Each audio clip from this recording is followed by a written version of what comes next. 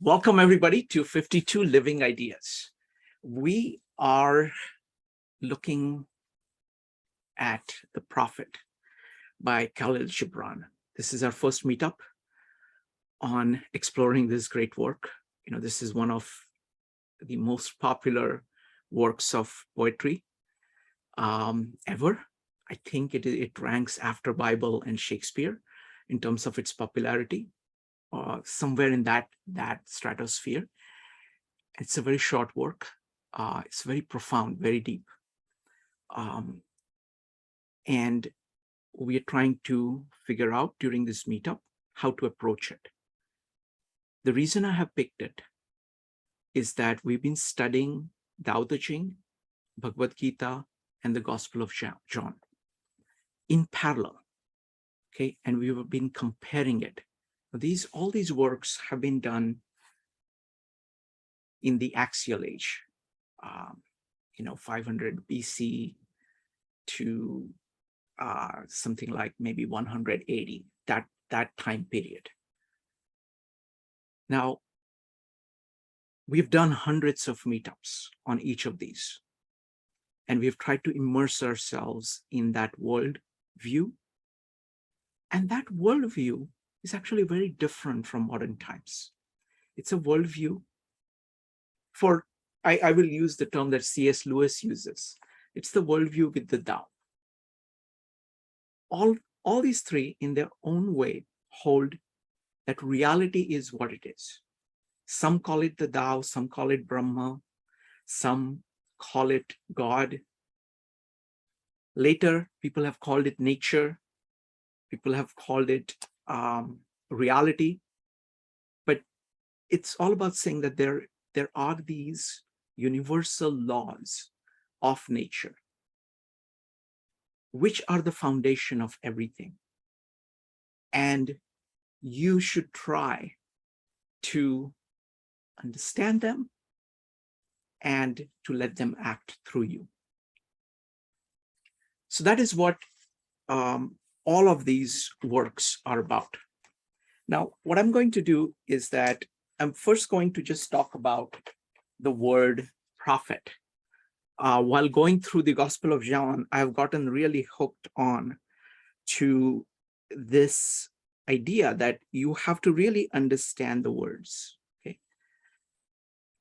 What you find is that when you take a word and open it up, actually a lot of things live in there. Okay? We just look at the packages of words and just use them and pass them around. But there is a lot of living things in each word.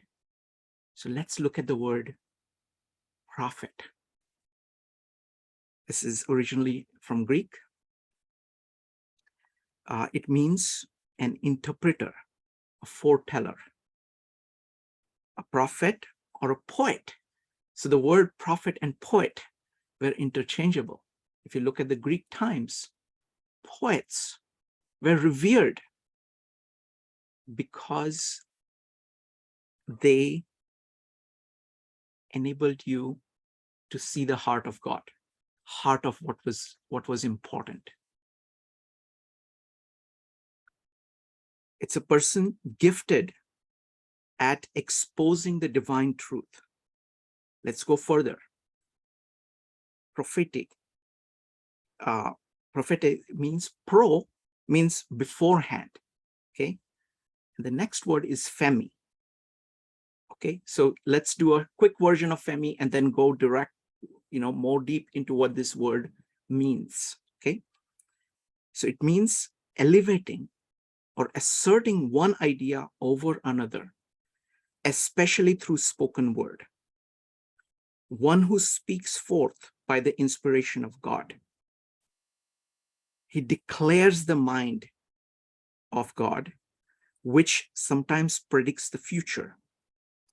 He speaks forth his message in a particular situation. He's inspired to foretell the word. So now let's quickly look at, there are two parts, prophetic. Fate is, the root of that is femi, So let's look at the word femi. Let's see here, femi. Give me a second. Okay, there it is. Okay, femi means to declare, to say.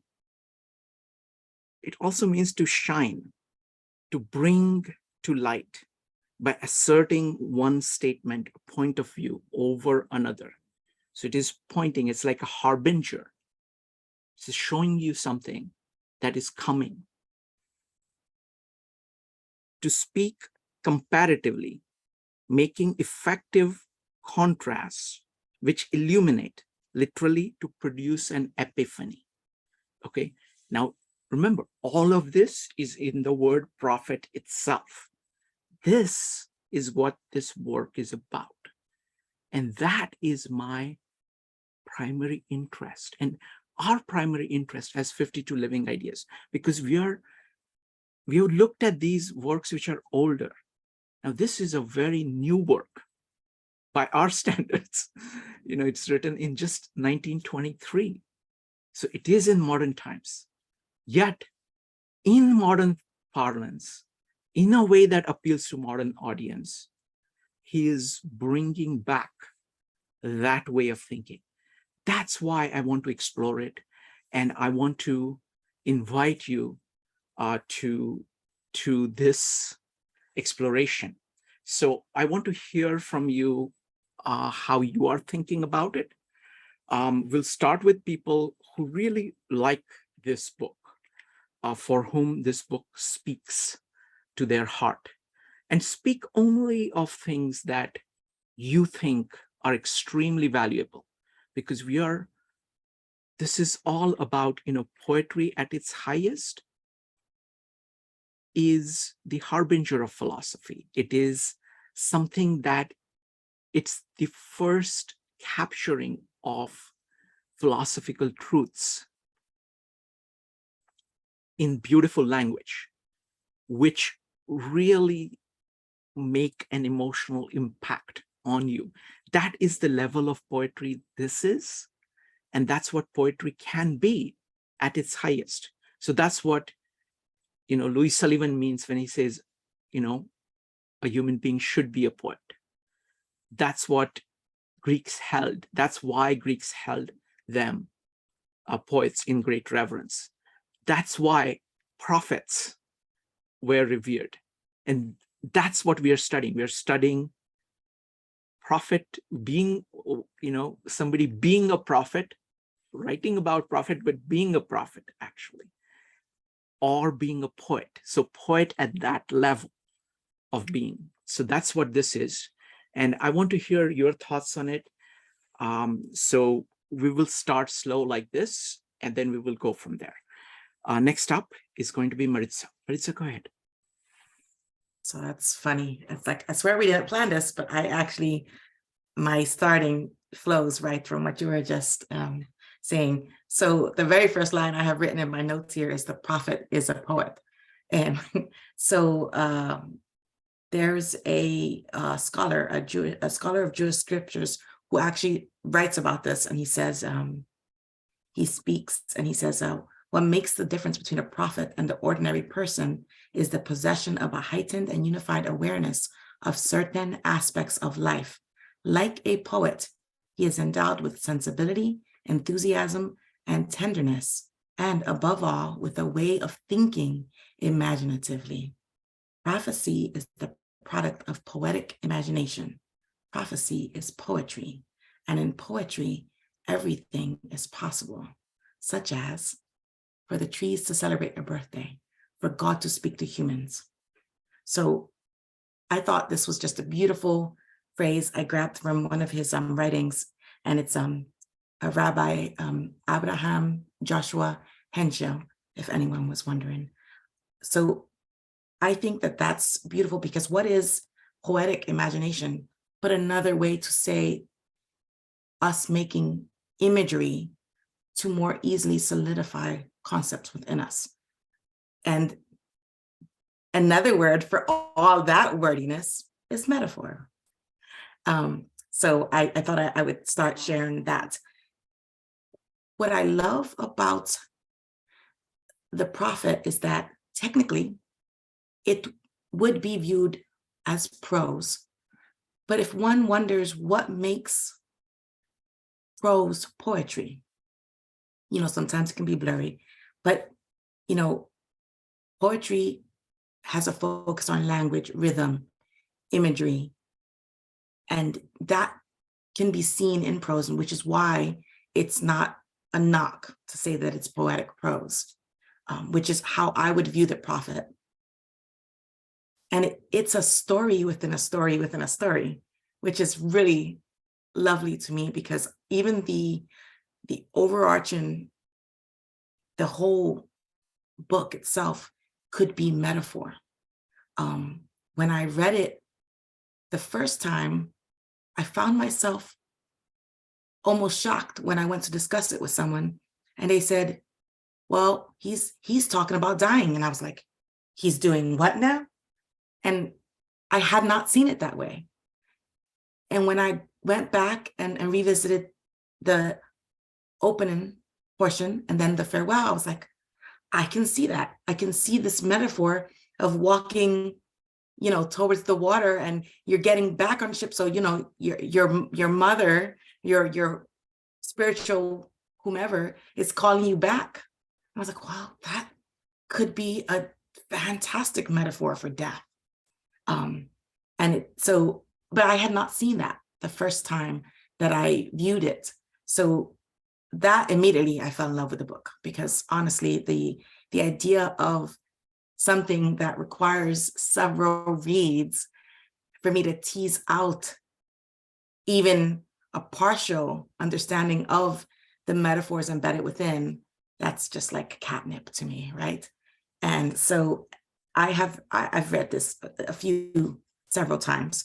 And then you put it away, and every now and again your eye catches it and you pull it out, and it doesn't matter what you pull out, you're immediately sucked in. And if you don't have more than 10 minutes and you only read one little piece, it's so profound. I find it to be very grounding for me. It was a really good book for me to use as prompt occasionally if I were writing poetry. I like there are all kinds of little things to point out. One can get stuck on some of the minutia and wonder what was attempted to be said there. Like, the different people who ask him to speak on a different concept or subject. One could wonder, what are we being shown here? Some of them are obvious. The lady with the child is the one who asks him to speak on children. Some a little bit less so. And so I just find that there's cascading metaphors within it. You can roll many of them together into one great one, but then you could also tease out all the smaller portions. And to me, I find that it aligns very well with kind of what we find with the Tao Te Ching. So that is also poetry. So each one of these sections in the prophet could be viewed as their own poem or poetic verse, in the same manner in which we would view that with the Tao Te Ching. But there is value added in looking at it as a whole and then looking at each one separately. And I felt that taking out, when you look at the concept of love in the section that's called love, you get a slightly different view, as when, if you have the book electronically, you can go through and find where in the other poems is this concept shown.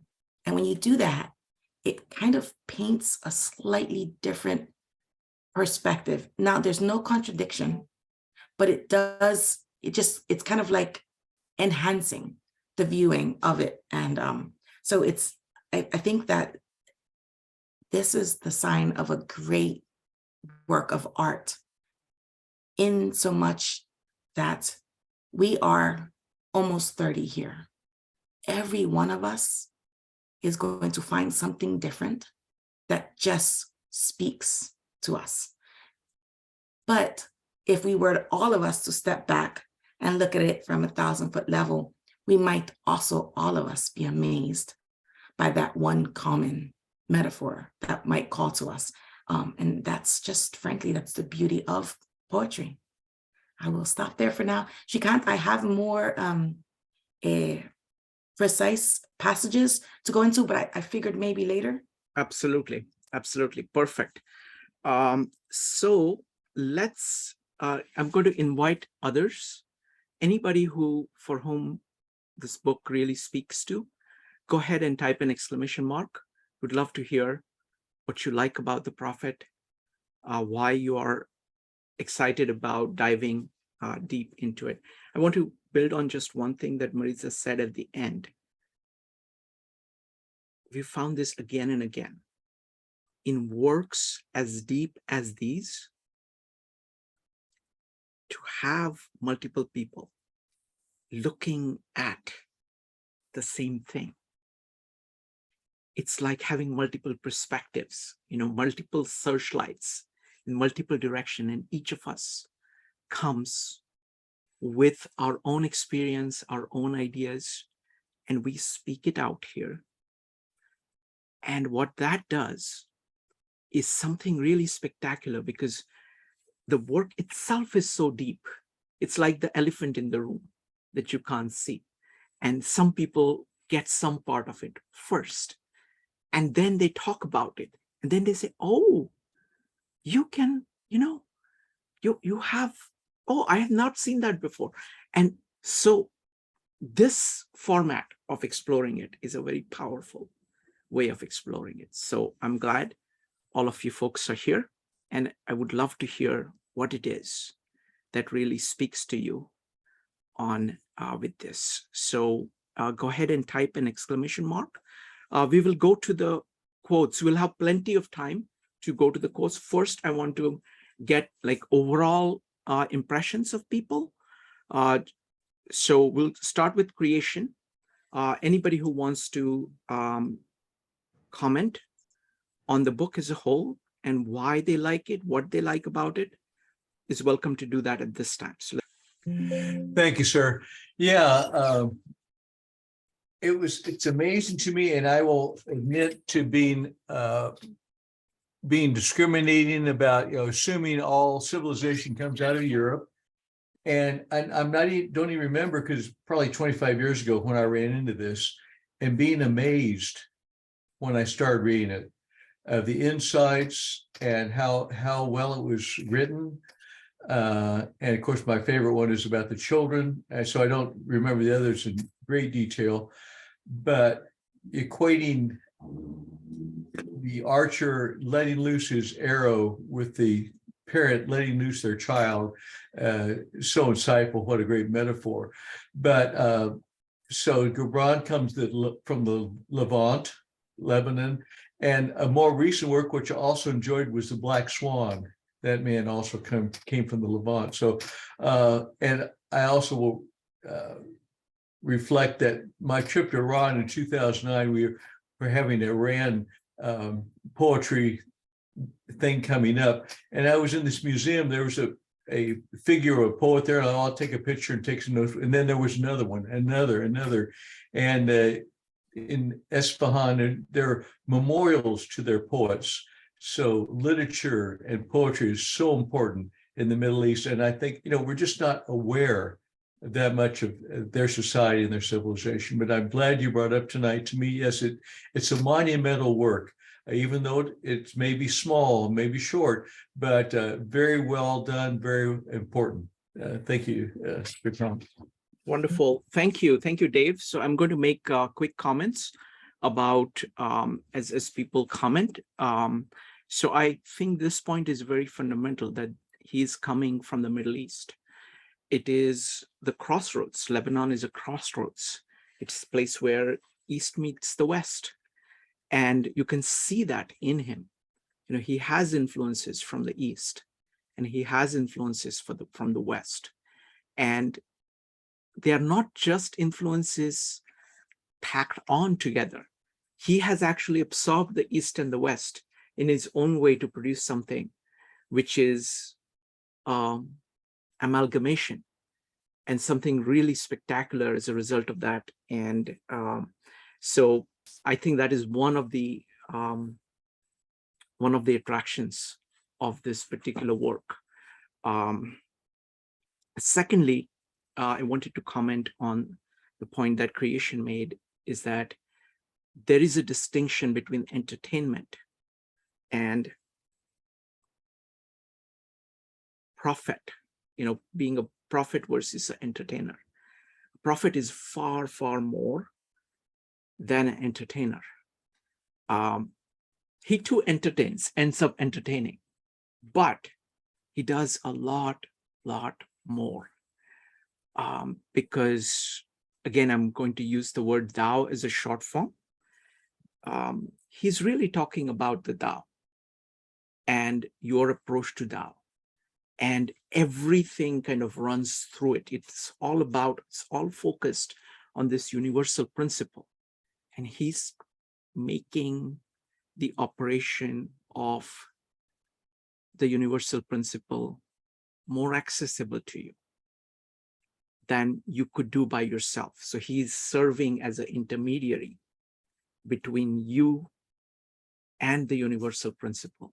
And he's doing it, a poet like this is doing it, or prophet like this is doing it in this very gentle way.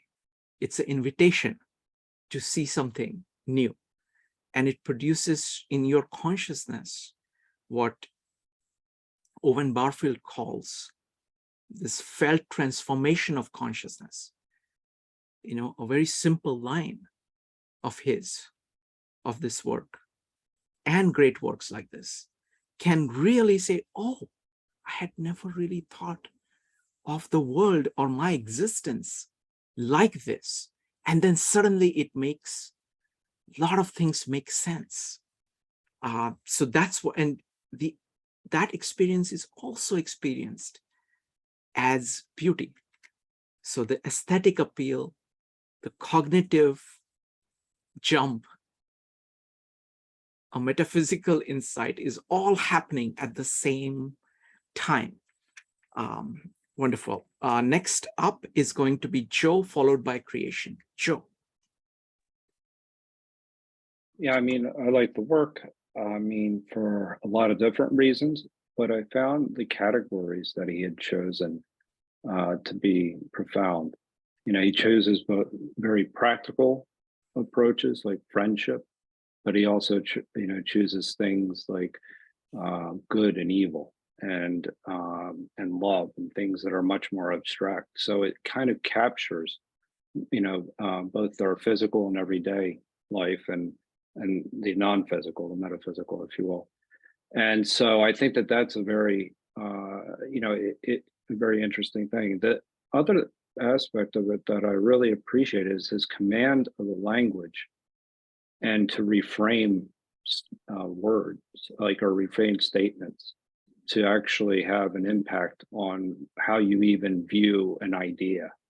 So one of the things that had stuck out to me immediately was like under the idea of self-knowledge.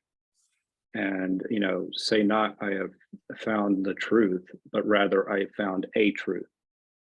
And doing those types of things, kind of reframing those statements, that's what really gets into your consciousness and really makes you like think about things a little bit differently. Because you start thinking about, I found the truth. That's a really, really dangerous place to be. And so that makes you, a closed mindset and even dogmatic in how you approach the world. So, I have found the path of my soul. Say rather, I have met the soul walking upon my path. It's a journey to the center. It's not, you don't get there and stay there. You don't find your soul and that's it. And the beauty is, and then he's doing this in the context of writing poems. And I think that that's really takes another level of talent. So he's not only, he's almost writing, he's writing almost in a very specific way to advise people how to think, but he's putting it in poetic form. And that's really hard. to do. Because if you think about it in terms, if I were just to approach you to try and reframe how you think about the world, I think of somebody that's, they're going to give you, well, they're just going to restate something in a different way. But try to make that a poem then, and a universal poem that everybody's going to appreciate. I really think he captures the experience of love. And that's really difficult to capture. And we can go through some quotes with that a little bit later. But that's the choice of categories, how he captures the human experience, how he captures friendship in particular. He actually captures some of Epicurus's concepts in a very poetic form, and actually in a much more clear form. And Epicurus has written extensively on friendship.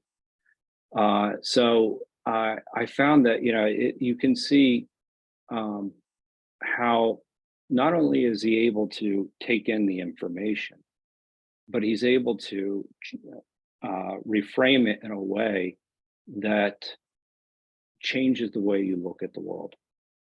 And that's a gift. And even though I will say there are some things I felt like that were a little bit idealistic, there are a couple things when maybe related to work or something along those lines. But anyway, but nonetheless, it's a profound work with an incredibly gifted writer who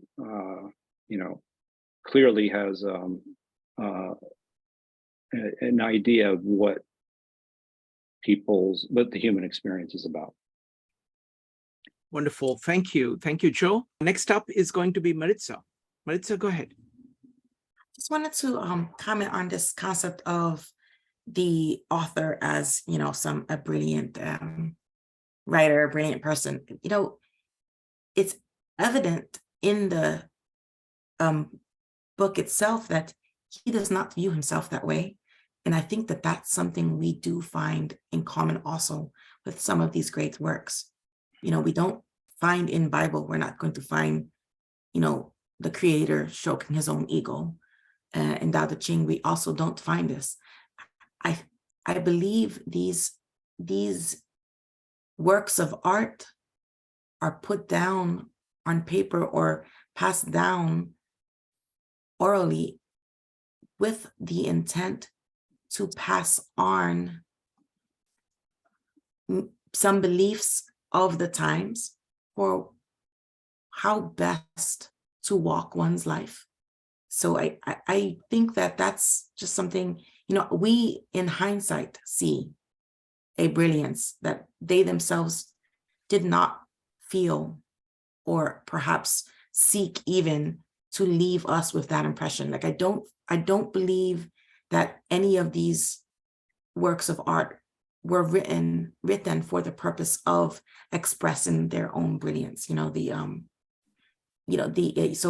Al-Mustafa, as he looks forward to his new journey, to the next journey, his ship's finally here, he likens himself to a boundless drop in a boundless ocean.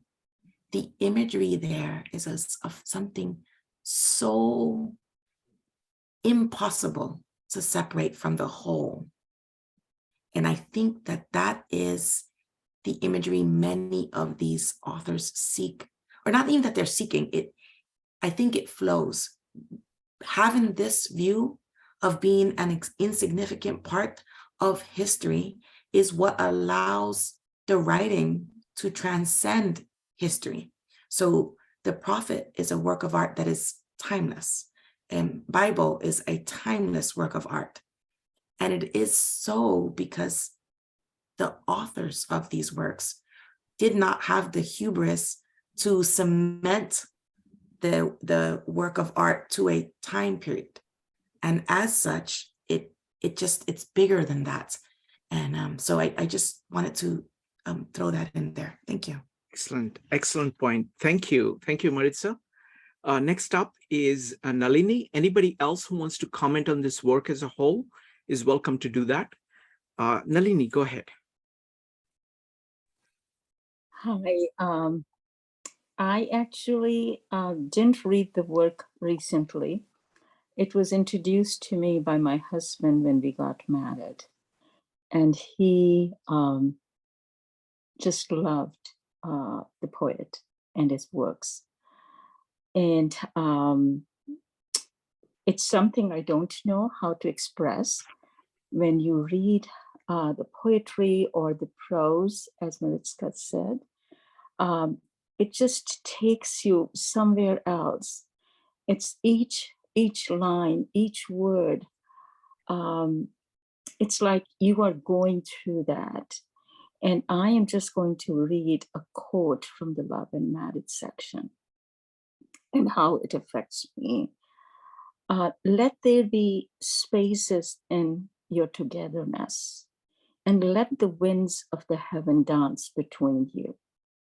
Love one another, but make not a bond of love. Let it rather be a moving sea between the shores of your soul. It's just so beautiful. Fill each other's cup with drink, not from one cup. Give another of your bread, but eat not from the same loaf.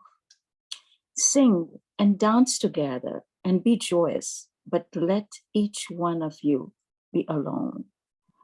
It's giving space to each other. It's knowing them.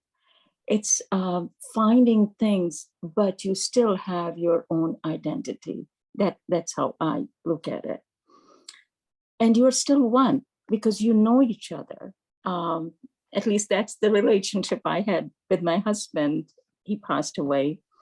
We could finish each other's sentence.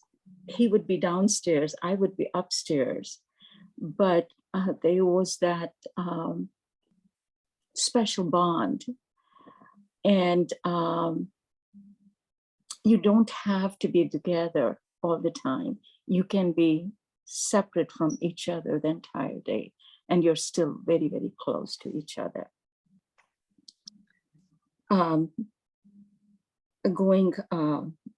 After that, what he says is, even as the strings of a lute are alone, though they quiver with the same music. That sentence just throws me out. And I don't know if I'm allowed to say this in this, but it's your lips when you hear someone who's your soulmate, hear something beautiful, your lips really quiver. To me, that's what I feel. And of course, the other side is the God, your love for God. Give your hearts, but not into each other's keeping, for only the hand of life can contain your hearts. And stand together, yet not too near together, for the pillars of the temple stand apart. And the oak trees and the cypress grow not in each other's shadow. And I come from Dharamsala in India, which is a beautiful mountainous hill station. And we see the cypress grow there. And when you walk there, you see them standing. And it's just gorgeous. And when I walk through that, even just thinking about it makes me, I don't know how to express, but this poem actually talks about everything that I feel. So that's all I'm going to say. Wow. Wow. Nalini, that was beautiful. Thank you so much. Thank you so much. Thank you so much. I didn't know if I was supposed to say all that. Yes, or not, you're always welcome to say, you always, all your comments are just wonderful. Thank you so much, always. And feel free to say anything that you want to say. And that was just beautiful. Thank you. Really appreciate it. Next up is going to be Joe. So, I mean, I'll just bring up one of the other concepts, very deep concepts that I think that he captures very well. And I think that comes down to good and evil. and the way he talks about that in particular, of good in you I can speak, but not of the evil. And for what is evil but good, tortured by its own hunger and thirst. That's a very, very powerful line, because he's connecting the two. He's showing the two to have a relationship with one another. And so that's understanding that you can start to look at the world differently, in the sense of the way you look at people. If you start to realize that what's in you is the same thing that's in someone else, that's like almost saying the God in you is in the God, greets the God in me, or God in me, he greets the God in you. In a way, it does, because it recognizes us all as having something in us that is potentially good. And then he goes on to say, you are good when you are one with yourself. Yet when you are not one with yourself, you're not evil. So yeah, it's this kind of refusal this whole time to kind of kind of looking at it as good and evil as a balance as well. Like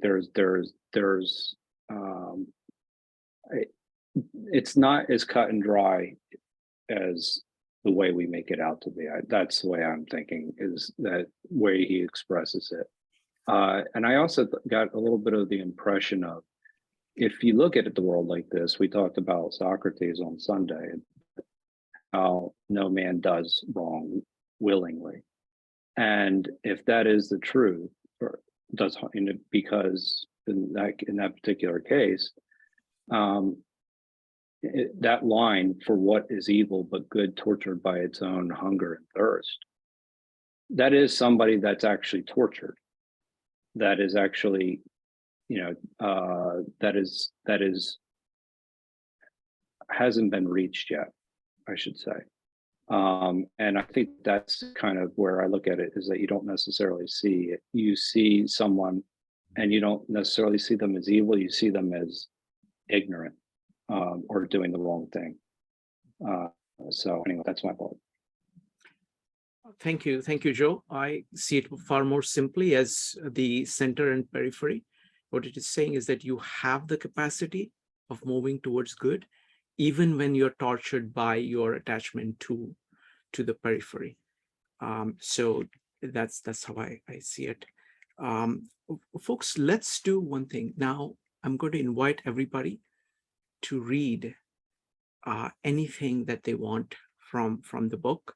JP was the first one to suggest it, so I want to give a chance for JP. JP, if you're ready, go ahead and type an exclamation mark, or whenever you're ready, go ahead and type an exclamation mark. Anybody who wants to read anything from the book is welcome to do that. And after reading, if you want to say something about it, you're welcome to do that as well.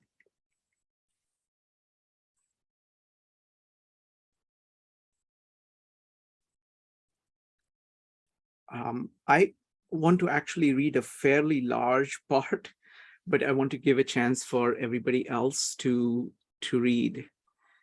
Because what I want to do is I want to connect it up with all the meetups that we've been doing with Tao Te Ching and Bhagavad Gita and the Bible. You know what? Let me go ahead and do that. Dave wants to read something. Folks, this is your chance to read anything that you want. And then I will do a whole, a large piece doing connections between other meetups. And then you're welcome to come back and read more. Dave, go ahead. Yes, this is my favorite on children. And I'll show you the illustration at the end. And it's talking about the archer. Mm. And the contradictions. It's so clever how he's written this. And a woman who held a babe against her bosom said, "Speak to us of children." And he said, "Your children are not your children. They are the sons and daughters of life's longing for itself. They come through you, but not from you. And though they are with you, yet they belong not to you. You may give them your love, but not your thoughts, for they have their own thoughts. You may house their bodies, but not their souls, for their souls dwell in the house of tomorrow, which you cannot visit, not even in your dreams. You may strive to be like them, but seek not to make them like you. For life goes not backwards, nor tarries with yesterday. You are the bows from which your children as living arrows are sent forth. The archer sees his mark upon the path of the infinite, and he bends you with his might, that his arrow might go swift and far. Let your bending in the archer's hand be for gladness, for even as he loves the arrow that flies, he also loves the bow that is stable. And for that, I take it means the stable home and household. Thank you very much, Shirkan. I really enjoy that passage. Wonderful. Thank you. Thank you. Folks, I want to invite you to read things that you find incredibly beautiful, because what we are trying to do here is, this is tremendously rich work. More of us that speak from our heart about it. And look at the beautiful observations. Nalini talked about Dharmashala. I have actually been to Dharmashala. It's this amazing mountain. It's like a mountain resort, if you want to say. But what happens is that you have a feeling by being in places like this. Imagine a place of incredible natural beauty that you've been, where you are simply in awe of the nature, the beauty of nature. That experience, and you actually feel that experience. Now, what a great poet like Gibran does is that he gives you the words that bring that experience back. So those words that he has are his own. He himself has had experiences like that. From that experience, he has distilled these words. And these words now bring to you the experience that are your own. But his words bring them to you with such force and vividness. Now, you have to have communed with the nature in order to have that experience. But he will bring that back for you. And that is a sign of a great poet, that he can look at, the dance that happens between people and express it so beautifully. I love that line about the lyre. You have these separate strings, but it's playing the same music. It is vibrating on, each string is vibrating on its own, but it is vibrating in resonance with the other. And because it is like, they are similar, they are vibrating together. There is no force involved. There is only love. And that love is based on the similarity of those strings and the kind of notes that they are playing. But together, they produce a chord which has a richness much, much, much, much more than 1 + 1 = 2. It is 1 + 1 = 4 or more that happens. And he captures that so beautifully, so simply with that metaphor. So would love to have anybody read anything that they like. We will go with Evanik, Jeff, and then Maritza. Evanik. So the part I want to read is, then said Almitra, speak to us of love. And he raised his head and looked upon the people, and there fell a stillness upon them. And with great voice he said, when love beckons to you, follow him. Though his ways are hard and steep, and when his wings enfold you, yield to him. Though the sword hidden among his pinions may wound you, and when he speaks to you, believe in him. Though his voice may shatter your dreams as the north wind lays waste to the garden. For even as love crowns you, so shall he crucify you. Even as he is for your growth, so is he for your pruning. Even as he ascends to your height and caress your tenderest branches that quiver to the sun, so shall he descend to your roots, and shake them in their clinging to the earth. That part when I read it just always struck me because I've never heard love described quite like that. And I think for me, it's the beauty of what love is, but it's also the pain. But if you're talking about love and letting it envelop you, both are necessary. The pruning and, the growth. You can't grow without being pruned. But the pruning hurts, you're taking away certain things. So I just love that part. Thank you. Thank you, Evanique. Next up is Jeff, Dave, Joe, and Maritza. Jeff. Oh, give me just a second.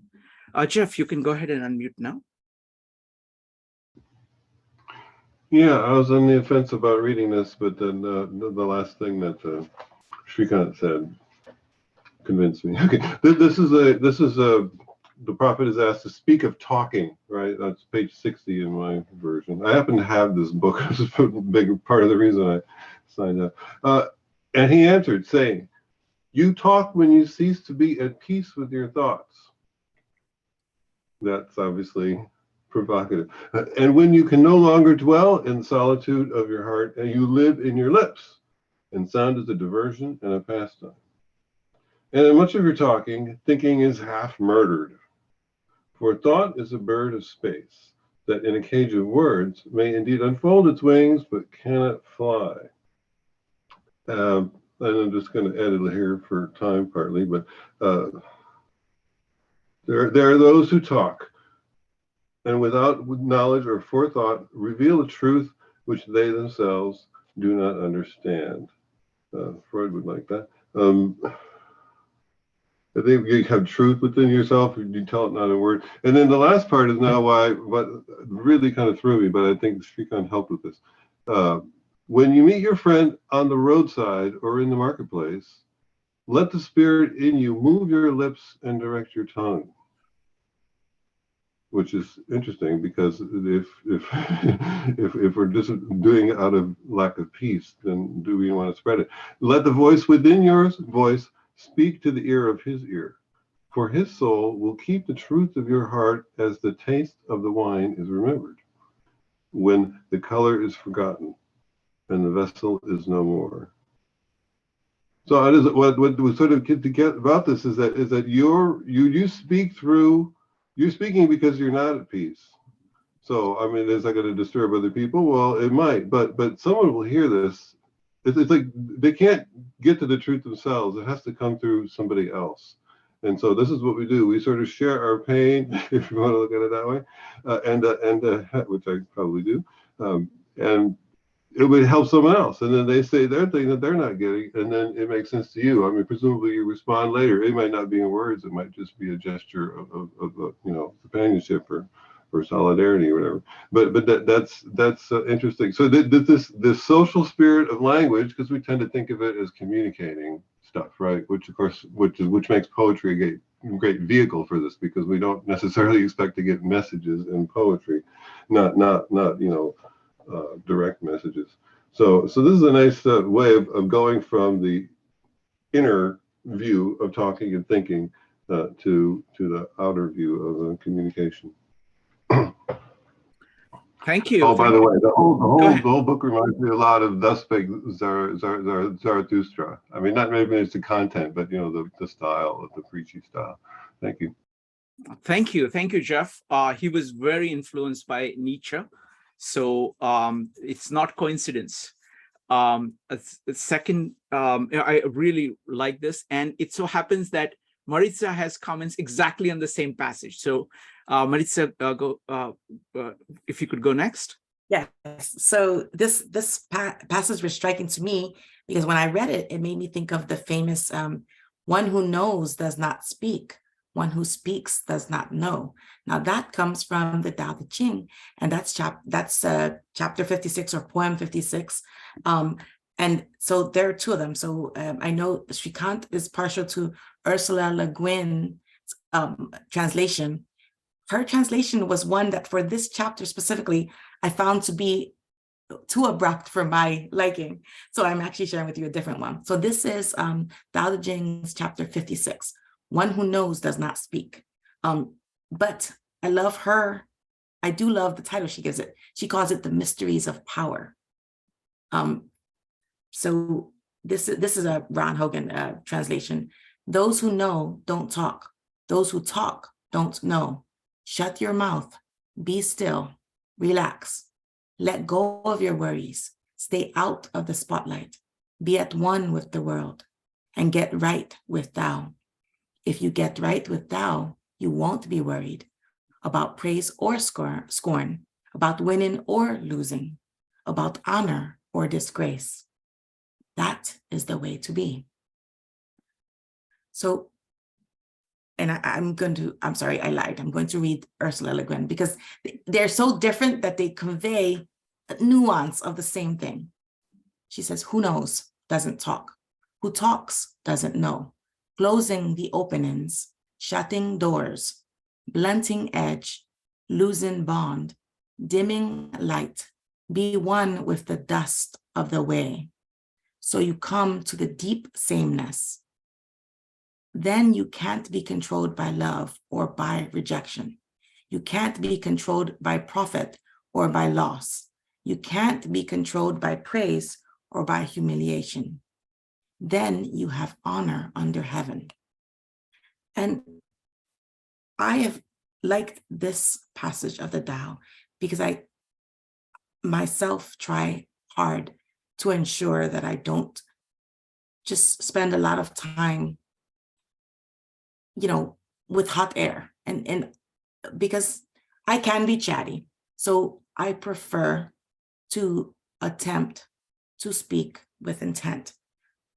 I don't always succeed, obviously, but I love things like this that cause one to, like these types of passages, these types of poetic verse, they stick. So when we find ourselves in our day-to-day, like if I'm rambling, invariably something from this will come to mind.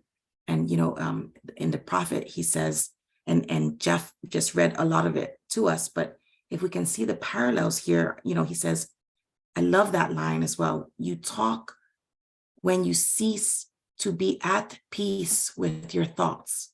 And the Tao tells us, be still, let go of worries.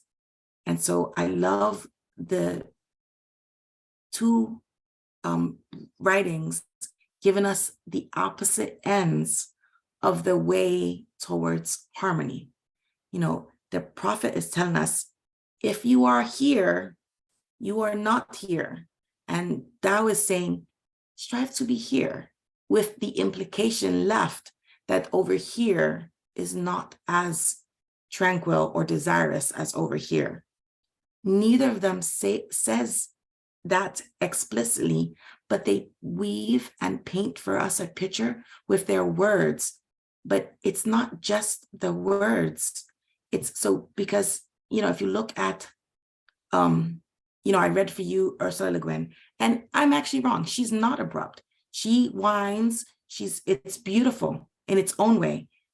For me, because it starts with an abruptness, and I cannot find imagery in who knows doesn't talk, it doesn't hit my radar as quite as poetic as the prophet or the other translation of Tao Te Ching that I found.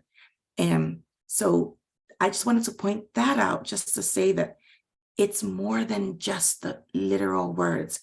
It's the imagery, the metaphor that it brings about within us that makes it so impactful, because we're reading the same thing. I've read, in these passages, but it's given a little sliver of different. The prophet says, and there are those who talk and without knowledge or forethought reveal a truth which they themselves do not understand. That has to be the most beautiful way of saying that some people are blowing hot air. It's fascinating. And it's done in a way that, again, it's not just words.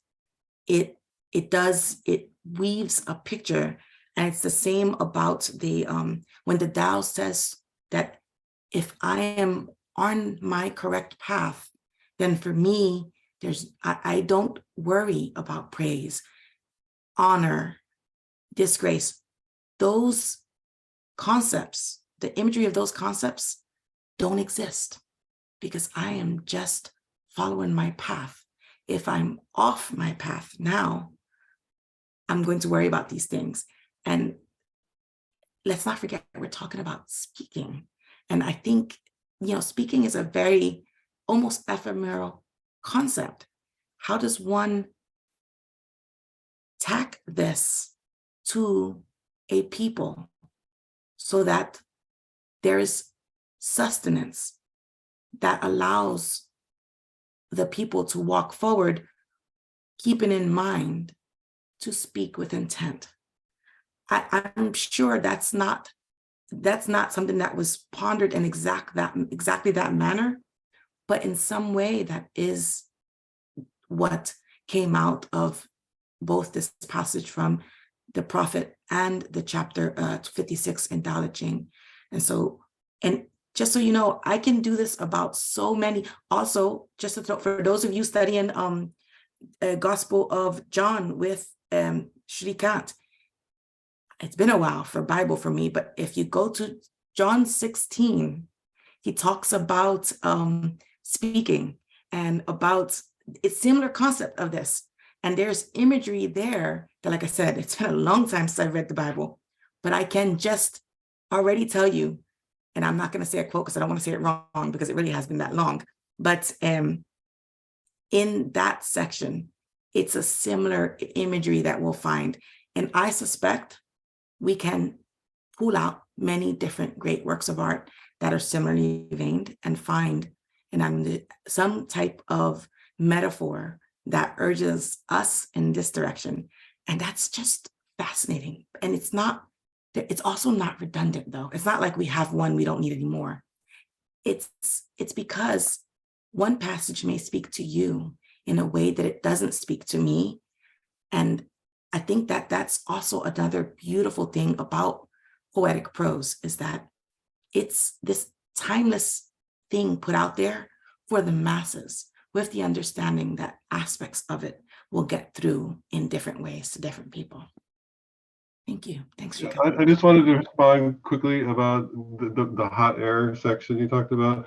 You talk when you cease to be at peace with your thoughts, and it turns out then you're supposed to talk when you meet your friend on the roadside. So the idea is that it's not hot air. It's possibly it's a problem. I think the modern way to look at it is that we're all bugged by the same things, and so if you say something and you hear it out of someone else's mouth, it's not the same thing when you think it yourself. For one thing, you know that there's another person that feels that way. So now you got, it's real. Okay, I'm not going crazy.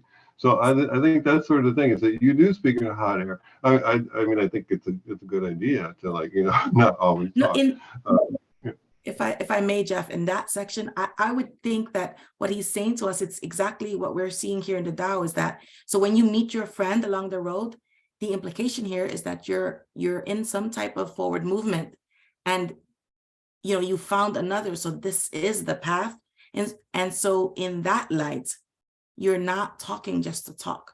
Perhaps now you're conversating. And as you said, I love that point, that you see some of your worries become less consequential, or because of the fact that others are experiencing it as well. I really like that. Thank you. Thank you.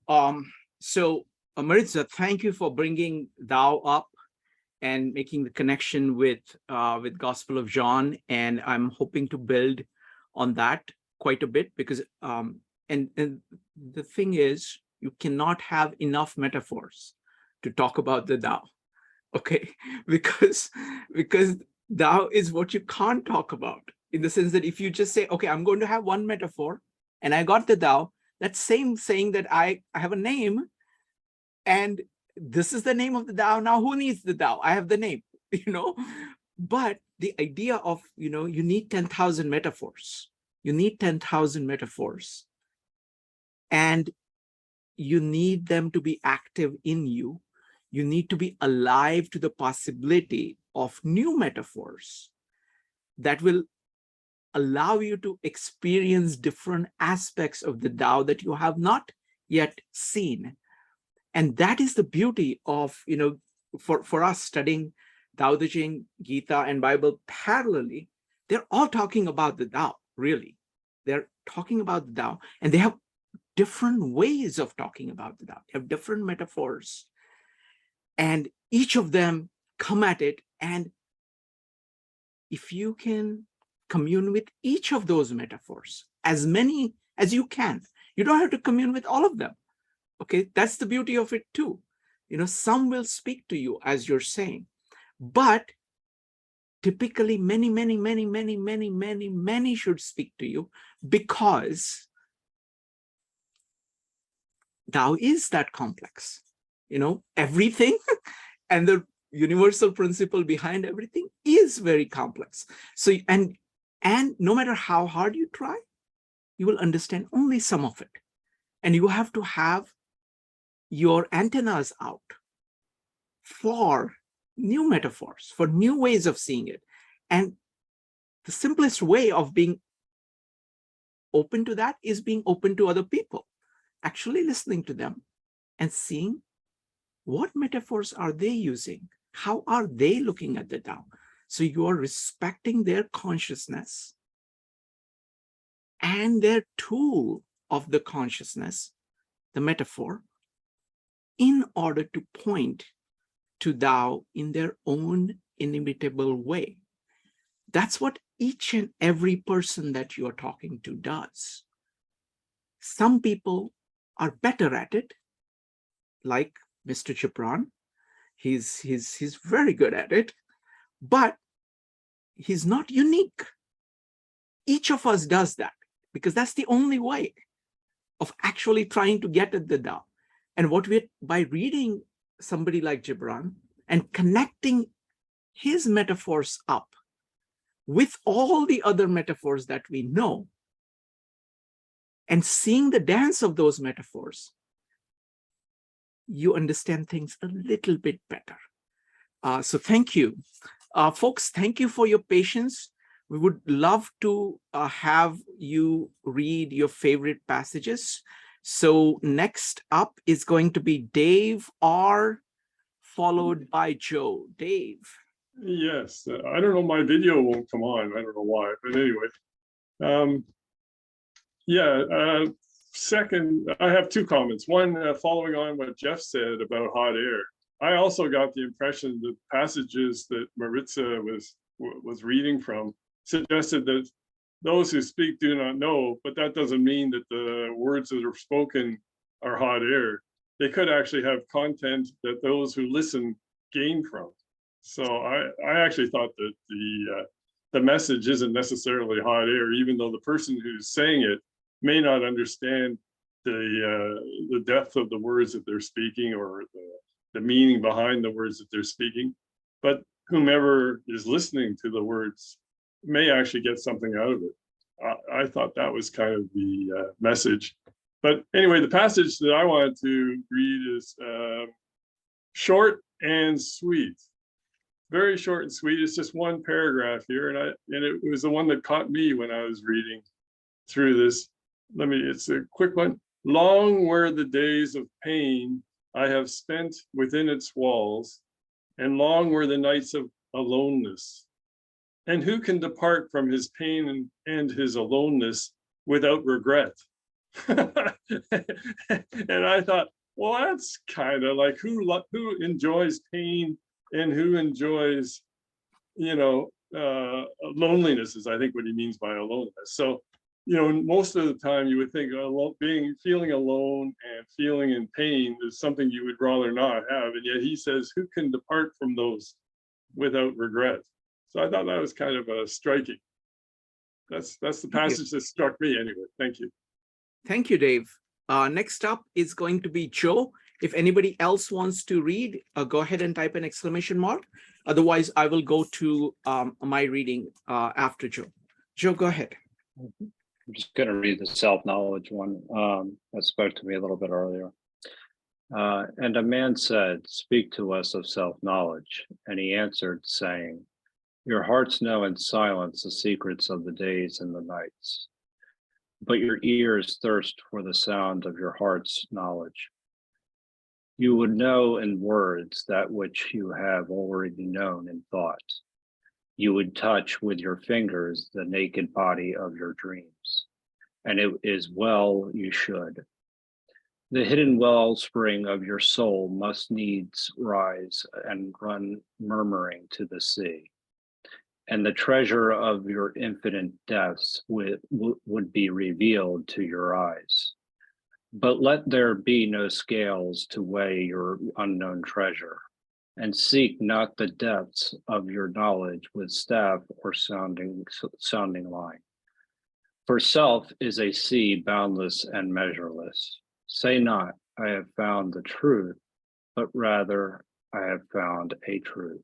Say not, I have found the path of the soul.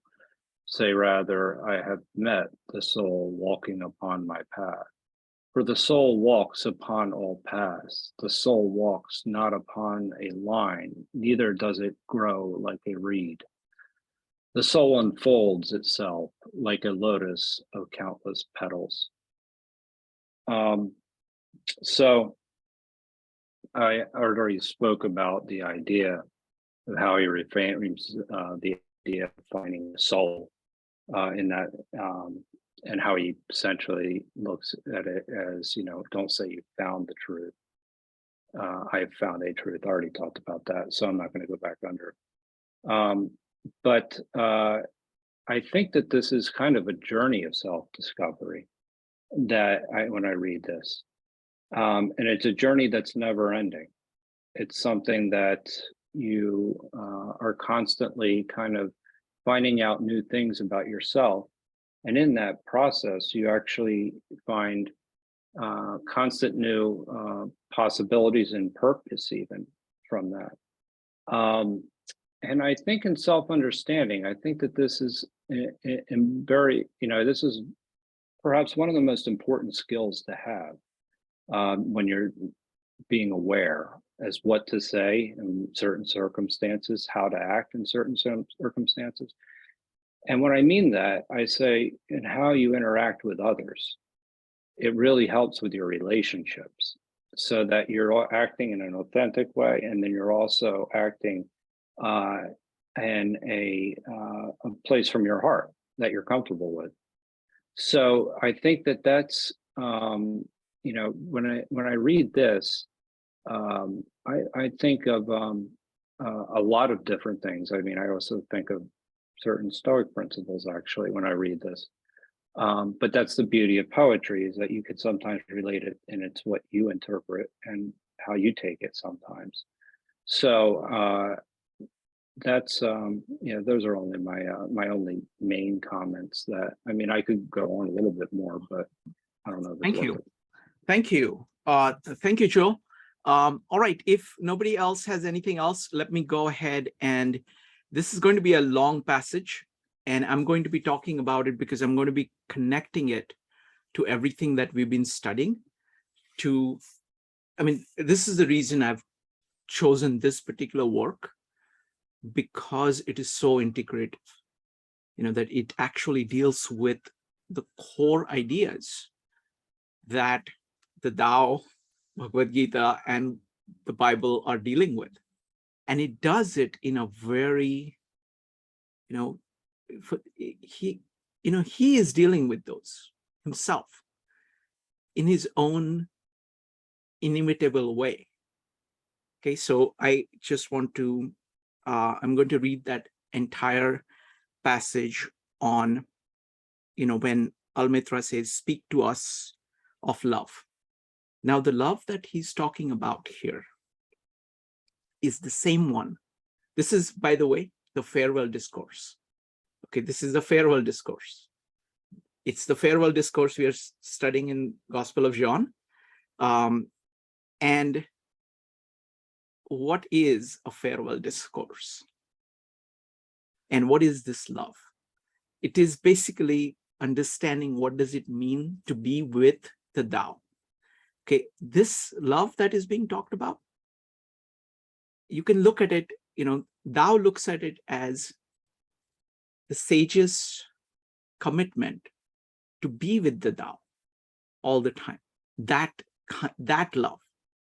Or it is what is going on between the Word, when Word was with God, and the love commandment that you will love each other. But the basic thing is that all of this is really based on the Tao. It's saying that Tao is, and all that matters is your love of the Tao. Okay, so I'm going to read through it, and I'm going to show you how it applies here. And he raised his head and looked upon the people, and there fell a stillness upon them. And with a great voice he said, when love beckons you, follow him. Now this is basically saying, be open to Tao. Though his ways are hard and steep, and when his wings enfold you, yield to him.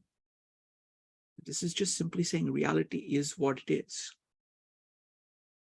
Brahma is what it is. And you are actually a part of Brahma.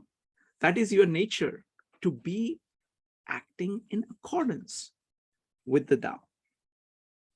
Though the sword hidden amongst his pinions may wound you, there are going to be parts of you that are going to be one of those 10,000 things. You are going to be attached to things. And when the Tao beckons you, when the center beckons you, you're going to have to rip out or rip aside your attachments to the periphery.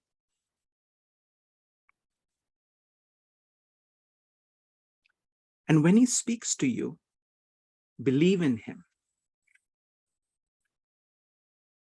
Though his voice may shatter your dreams, as the north wind lays waste to garden.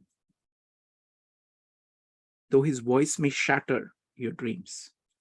So you have to be willing to give up anything that is not in line with truth. We all have all kinds of false ideas, all kinds of things that we hold on to. Ideas, emotions, habits. But when you hear the voice of the Tao, it will shatter the things that you held dear. And you have to let them go. That is the idea of sacrificing in order to be reborn. Letting parts of you die so you can rejuvenate. For even as love crowns you, so shall he crucify you. Now this is directly talking about the sacrifice. So it crowns you, and the crowns has thorns. Even as he is for your growth, so is he for your pruning. This is, he really knows the Bible very well. So his base is Bible, and Sufism and Baha'i. So it's like Eastern religion and the Western religion. And he knows it really, really, really, really well. So it just flows through his writing. So this is the true wine, you know. You have to, the root is the Tao, from which all energy is flowing. Any branch through which sap is not flowing, you have to let go and let it die. And let the sap flow through you in order to bring forth the fruit. Even as he is for your growth, so is he for your pruning. So you need to let the Tao prune parts of you that are not going to bear fruit. Even as he ascends to your height and caresses your tenderest branches that quiver in the sun, so shall he descend to your roots and shake them in their clinging to the earth. So this is saying that all the attachments that you have, all kinds of foundation, you have to be willing to question, to uproot anything that is not sound. And you have to be willing to take on those tribulations, just as you will have the joy of the light and the fruit as a result of the tree being healthy. Like sheaves of corn, he gathers you unto himself. He threshes you to make you naked. He sifts you to free you from your husk. Again, husk is whatever is not fruitful. He grinds you to whiteness. He kneads you until you're pliant. And then he assigns you to his sacred fire, that you may become sacred bread for God's sacred feast. So now this is the idea of the bread again. You know, this is the kind of bread which you eat, normal bread you eat, and it becomes part of you. Physical bread.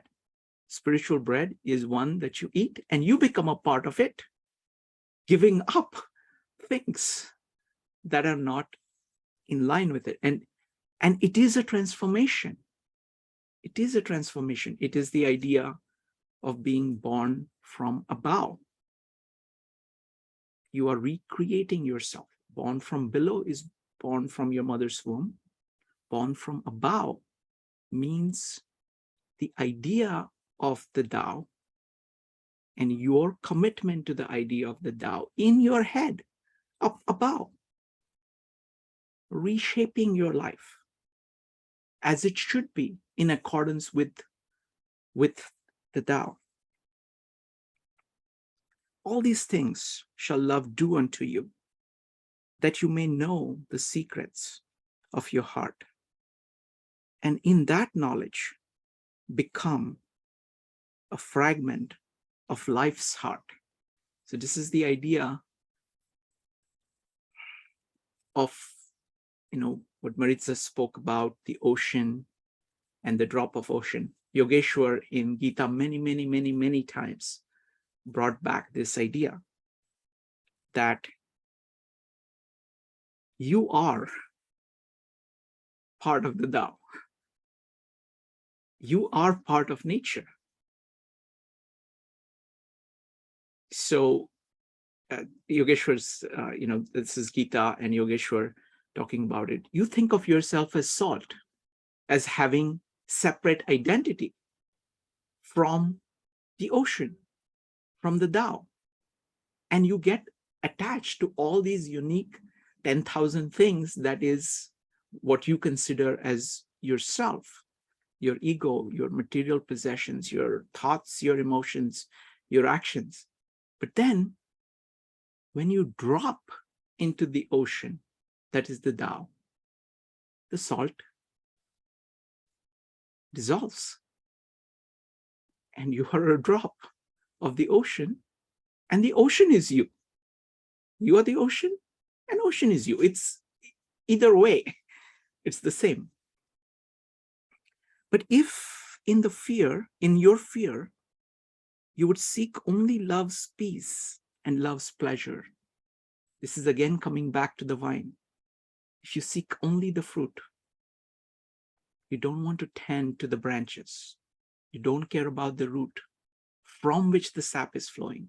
And if you only want the fruit, then it is better for you that you cover your nakedness and pass out of love's threshing floor. This is again Garden of Eden. If you just eat the fruit, you'll be driven away from the eternal life, which is simply life according to eternal principles. Into the seasonless world where you shall laugh, but not all of your laughter, and weep, but not all of your tears. So even the 10,000 things are made from the Tao, and they will have something, little of the Tao, remnants left. And you can get something from it, just like you can get something from the fruit. But you will not have the vine. You will not have the center. Love gives not but itself, and takes not but from itself, because Tao is all that there is. And love is the equivalent of the way. It is the interaction. It's the width. It's the width. The relationship, the openness between you and the Tao. Love possesses not, nor would it be possessed. For love is sufficient unto love. Okay, so this is the idea of God is love, or God is Tao, God is way. Or that there are natural laws, universal laws, and that's all that there is, shaping everything. When you love, you should not say, God is in my heart, but rather, I'm in the heart of God. So you're saying, I am in the Tao. It's the ocean, it's the drop in the ocean. And think not, you can direct the course of love. For love, if it finds you worthy, directs your course. You cannot direct the course of the Tao. If you're fortunate enough to align yourself, to be with the Tao to some extent, it will flow through you, directing your course. Love has no other desire but to fulfill itself. But if you love and must need have desires, let these be your desires, to melt and be like a running brook that sings its melody to the night. This is all Wu Wei. Okay, this is all poetry showing you what Wu Wei is.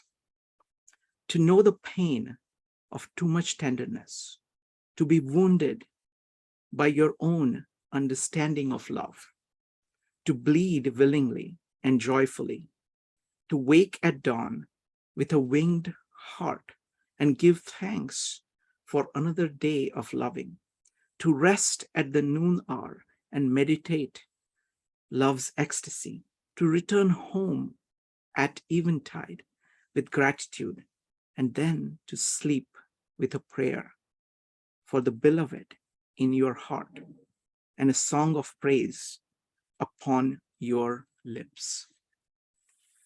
So you're basically with the Tao. These are all ways of simply saying you are with the Tao. And there are a million ways of saying this. And you need the million ways of saying it. And you need even more. Because Tao is what it is. Right? Love, any comments on this?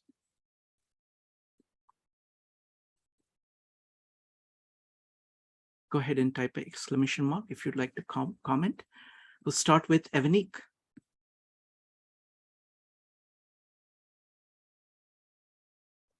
So first of all, I just think that was beautiful. And I remember reading that and I was thinking of the scripture about the vine, but I was also thinking of 2 Corinthians 13, the passage about, love is patient, love is kind, it does not envy, it does not boast. And that struck me as well. And especially the part where it talks about love doesn't need to do all that because love is love. And I also thought about, when you love, you're in the heart of God.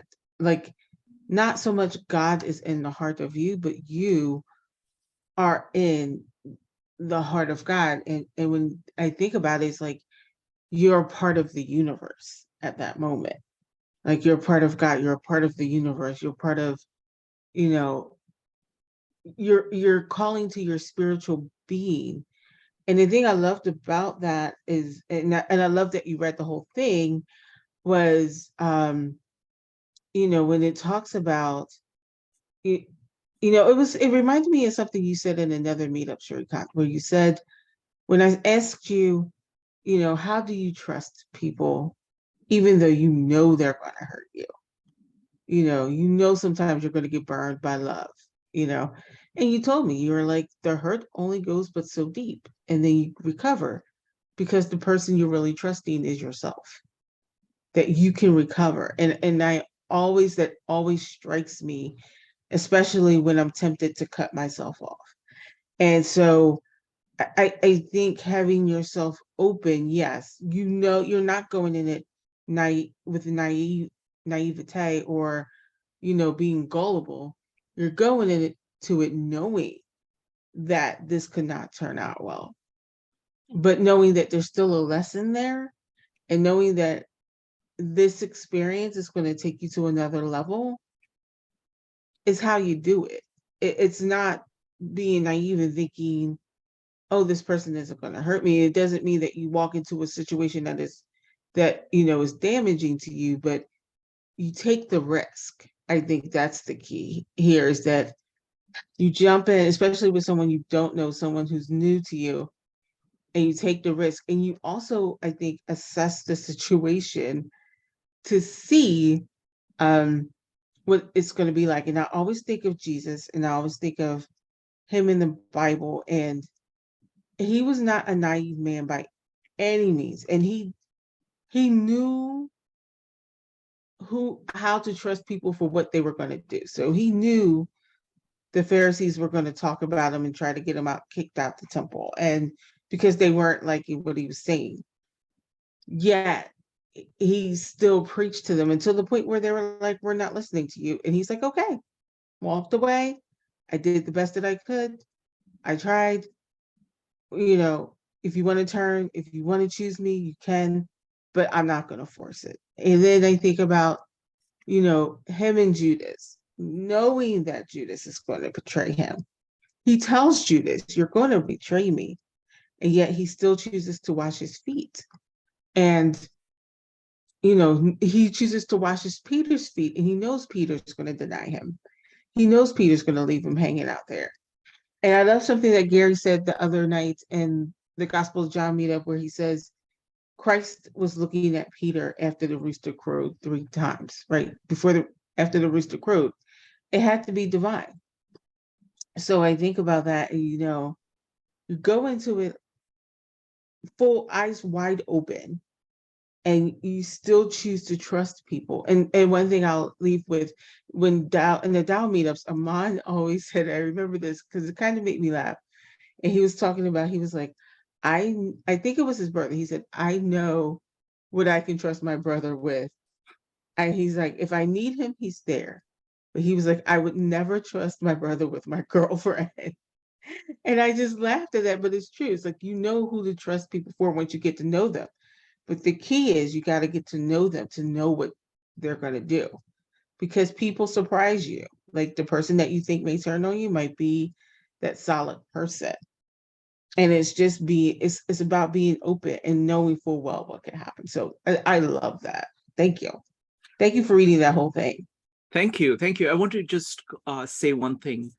When look at the beauty of this structure itself, it's a farewell discourse. He's going away. And what does he do first?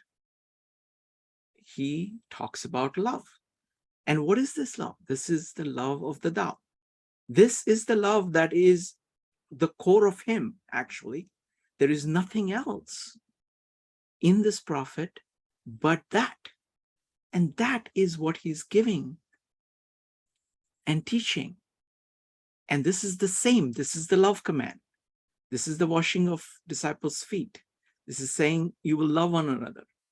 Because you're saying that that approach that is there towards the Tao, realize that the other person also has Tao in them and treat them like that.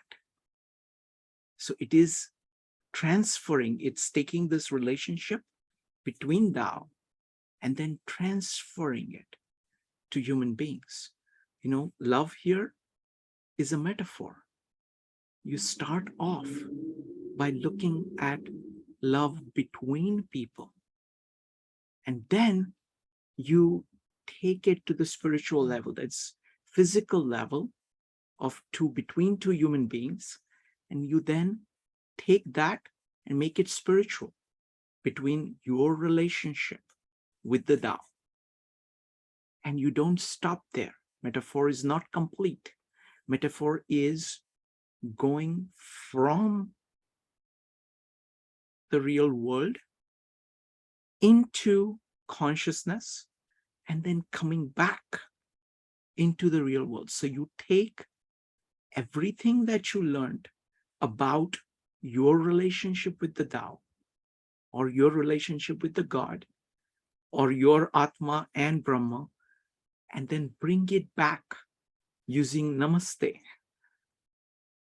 of saying that the God in me greets the God in you. So suddenly, so that's how the metaphor works. You start with something that you can see, something that you're familiar with. You use it to get to something which is a deep, universal principle. And then you come back from the universal principle to transform the physical world, your physical existence. So he does that right in the beginning here. And that is exactly the farewell discourse. This is the structure of the farewell discourse as well. So thank you. Thank you, Avanik. Next up is Joe. Folks would love to hear your comments. Joe. One line that stuck out to me is that when you love, you should not say God is in my heart, but rather I am in the heart of God. And the reason I think that that's actually, there's an element of, and it kind of relates to what he says earlier, is that love is not to be possessed, and it is to be given. And something, that's what I found in love. It's something that fulfills itself. It's not something to be, to look for as to what you're getting out of it. It's to see how you can actually give. And I think that happens in a lot of relationships, or even in business, whatever, or personal, that people often go into relationships and say, what is it that you're going to do for me, as opposed to what I'm going to do for you? And I think in a way that there's an element of saying, and I was talking to somebody about this the other day.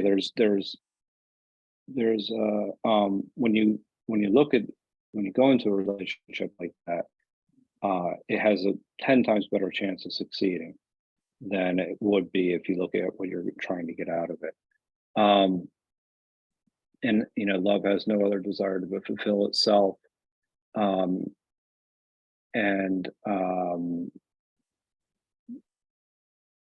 I would just say, I mean, for me, I think love is such a deep topic. There's also, different types of love. If you were like to read Plato's Symposium or something like that, where the highest form of love is a form of friendship. And so that you're giving to the other individual and you're actually bringing joy to the other individual.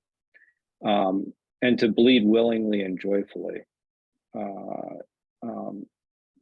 To be wounded by your own understanding of love and to bleed willingly and joyfully and to embrace it. I think that's beautiful as well. And yes, I think you can draw parallels not only throughout the Tao, but as Evanique had already done with the farewell discourse, because the whole entire farewell discourse is really based on Christ actually demonstrating his love for his disciples so that they remember how to act towards others once he's gone. So it's a selfless act that he's doing, and every action that he takes, the washing of the feet,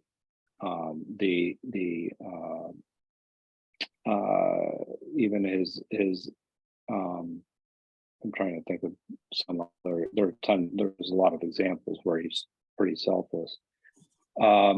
But I thought that one in particular stuck out. Or even when he's on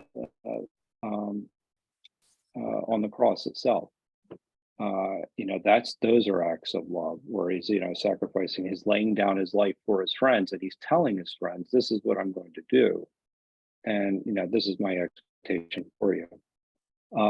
And so you kind of see it, and you see it in the Gita as well. And you see it within in the Tao. So anyway, I'll just leave it right there. Thank you. Thank you, Joe. So I want to talk about this in Gita and the Tao. So in Gita, when it says, love has no desire but to fulfill itself. So this is really what Gita describes in chapter 2 as Sthita Prajna. So that means your consciousness is just focused on the Tao. That's really what you're doing all the time. That is the state of being where your consciousness is just focused on the Tao, and everything else is just kind of flowing through you. The Tao actually describes it in a very beautiful way. So everything that he says, if you love and must need to have desires, let these be your desires. This is that presentation is very Taoistic, because the way in which Tao deals with this topic, say, for example, the Bible does it by personalizing it. Say, okay, there is Jesus. He's taking the love he has for his Father, of the Word being with God. So word, again, the word is a metaphor. Metaphor is with Tao. He's the metaphor that is with Tao, who can become a person, and you can see him in his actions, in his words, what the Tao is. That's how it is done in person form. In Tao, it is done differently. It's the same thing that is being done, but done very differently. It is saying, look, you're going to get just focused on all these 10,000 names and 10,000 things. Don't do that. Just go back to the root all the time. Flow like water, be like water. It uses this tremendous symphony of metaphors directly from nature to show you how to love the Tao, how to act in accordance with nature. So it does it using nature. So the nature is the metaphor, this large metaphor that the Tao is using to point to love. The way Gita does it is far more complex. So let me just stop with the Tao here. I would love to hear what anybody else says. So go ahead. Maritza, how was it? So the farewell passage, Shrikant, for me, it's so, there's so much to unpack there. It has, I really, for a while, for me, it kind of called to the voices of like ancestors speaking. I imagined if my ancestors were speaking to me, that's the way they would speak.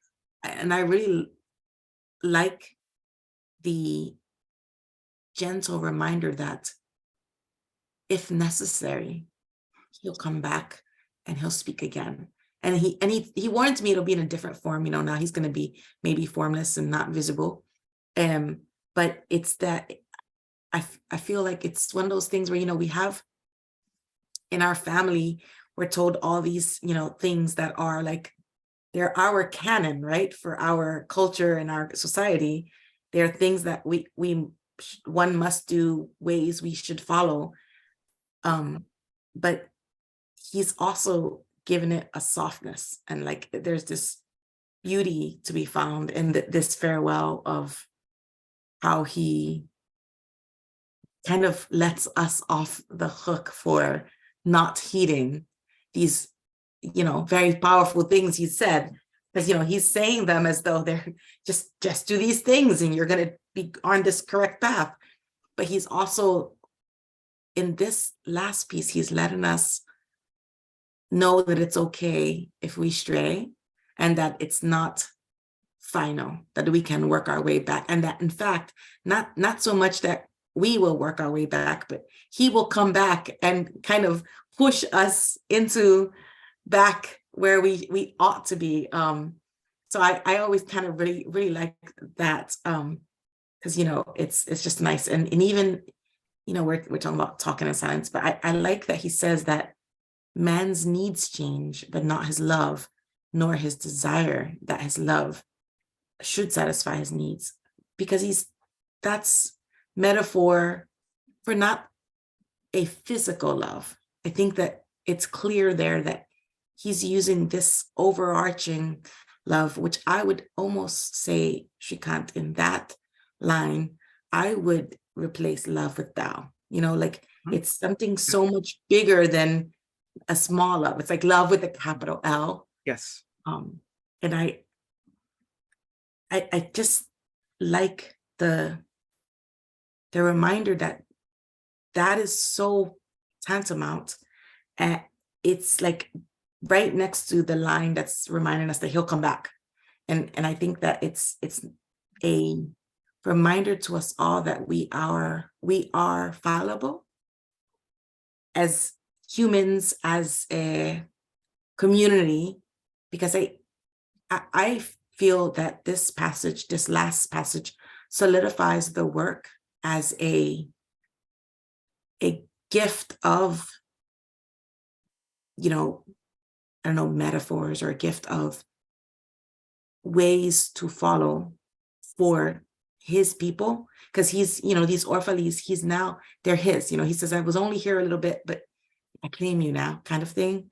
And so to me, I kind of read it as this is his way of saying, these are the things that should be followed, but it's not, all is not lost. And I think that's also a beautiful theme we see. And maybe it adds to the timeless quality of these works, that interwoven in the fabric of these poetic lines and these metaphors is the ability to pivot. We can go astray and come back to it. And I see that said to us in some of the other works that we've studied here together. Thank you. Thank you, Maritza. So I was thinking exactly about that, because actually the actual presentation of these ideas is very similar to the Gita. This is a conversation. This is somebody talking to somebody that he loves. It's like Krishna talking to Arjun, and it has the same quality. The way in which Krishna presents things to Arjun is, you can do this, or you can do this. This has these, this is so difficult, but maybe you can't do that. This is a way, it takes a little longer. And, if you screw up and if you do this, there is going to be, you're going to be at a worse place, but you can always do this. You can write to yourself anytime you want. And in any case, look within your heart and follow that. Don't listen to me. Listen to the Tao. That's what Krishna says to Arjun. But the other part of it is that it is a conversation. It's a genuine kind of interaction of person who, it's like the thing I like, about the prophet is that he's very modest. He's saying, look, I don't know how to speak. I will say some things, but what I'm speaking of is much greater than what my words can do. And you always, and that is the position of, you listen to, Naneshwar speaking. It exactly speaks just like that. Okay. Thank you, Maritza. It just speaks to the profundity of this work, that he's actually drawn upon these things, not in a like saying, okay, here is the idea, but he has transformed all of that into this beautiful story, this beautiful set of metaphors, where these deep messages are just coming through. Incredible. Next up is going to be Dave, followed by Paul. Dave. Thanks, Shrikant. And I finally remembered the word I wanted to say before I said my thing about children. Counterintuitive. That he's not direct. He reflects the complexity of life.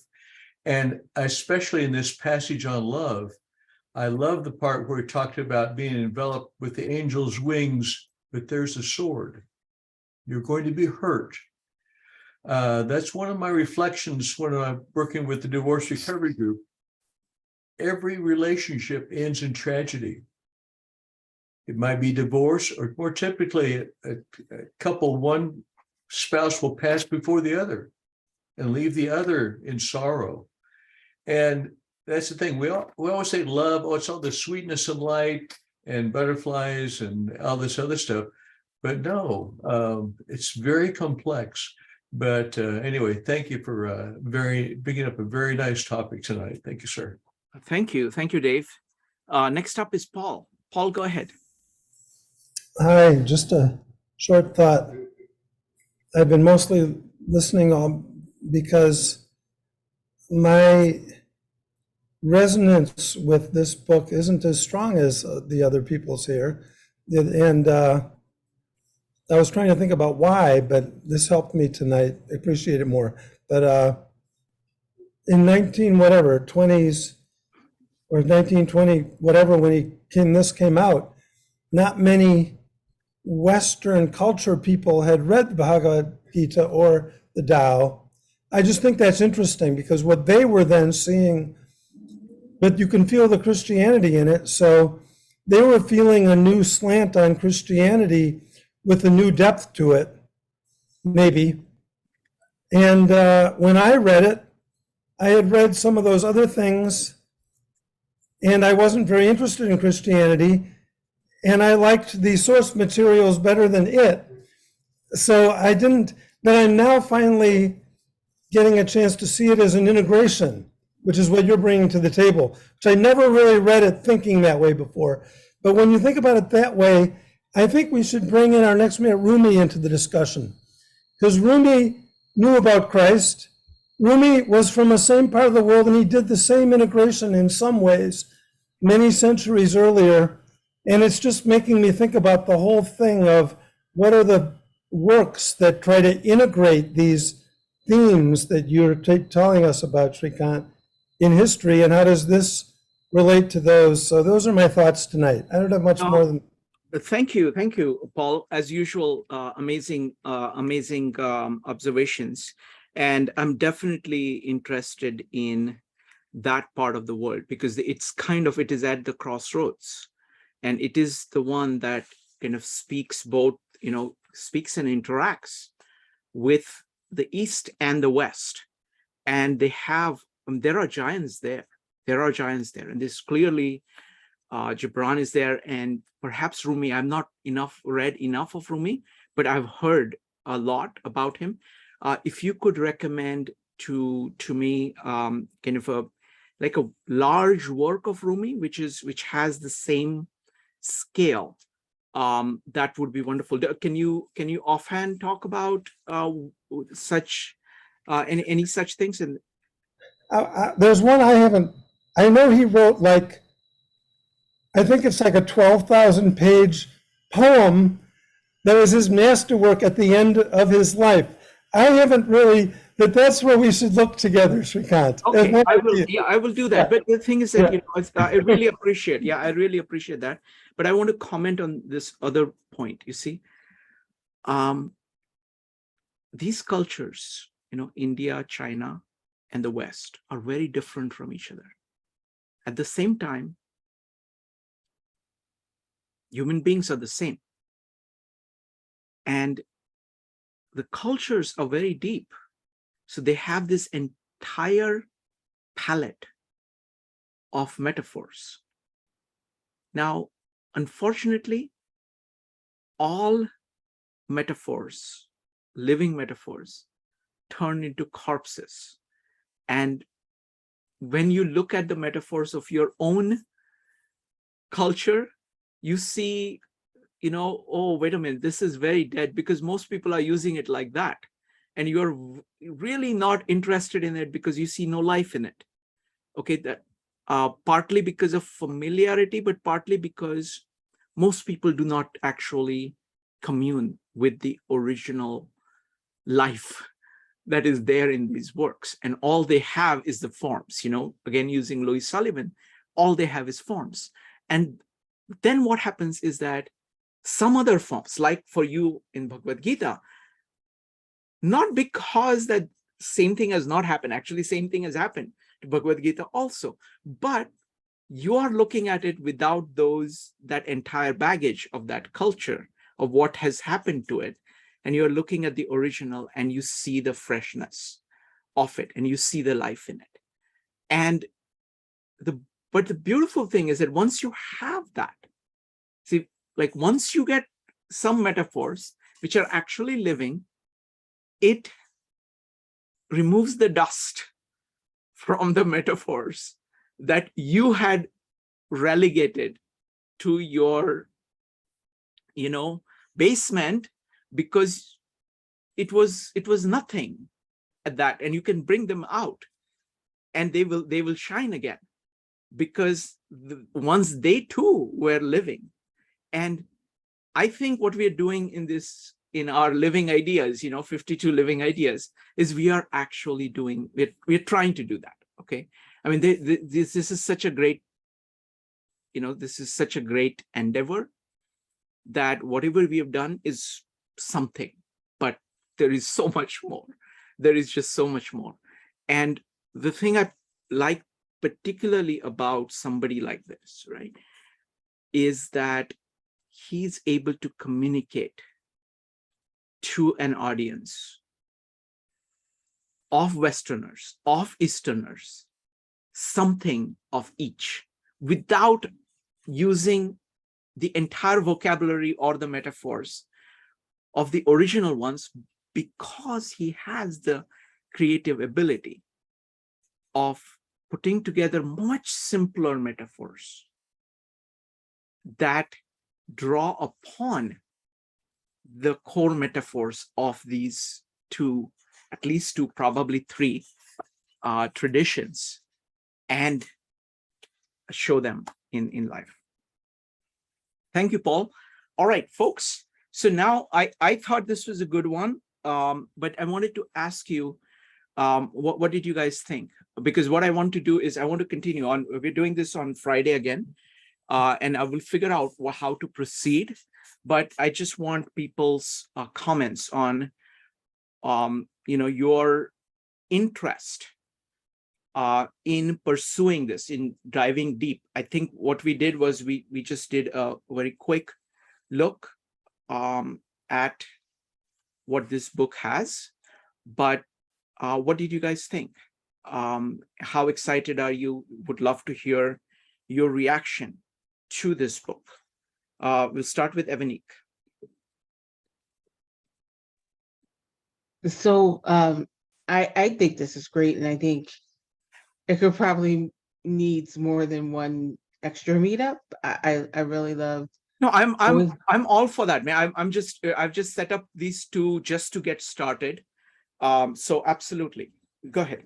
Yeah, I just think it's amazing, and it brings new insight, especially since we've been studying the three texts, the Gita, the Tao, and the Bible. And I think it just brings that added element. It's refreshing, and I'm looking forward to future studies. So I think it was amazing. Thank you. Next up is Nalini. Nalini, go ahead.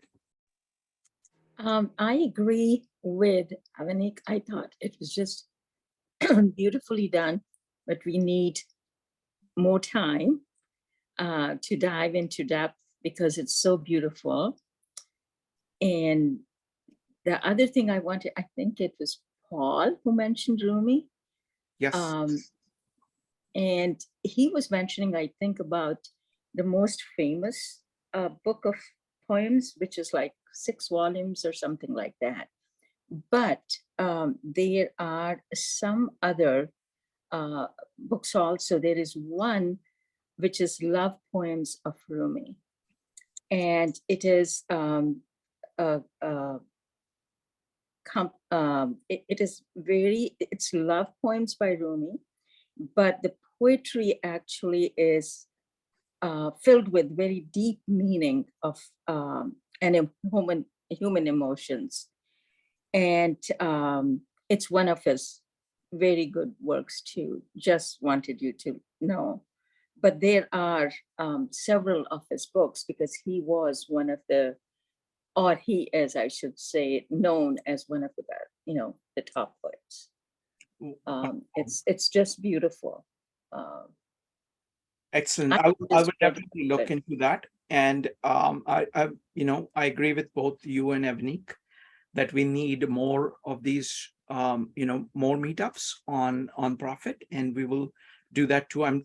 It's just like all other, I've done this with every meetup, every series that I've done, because I like to start in this way by having a conversation and slowly tease out a way of approaching the text.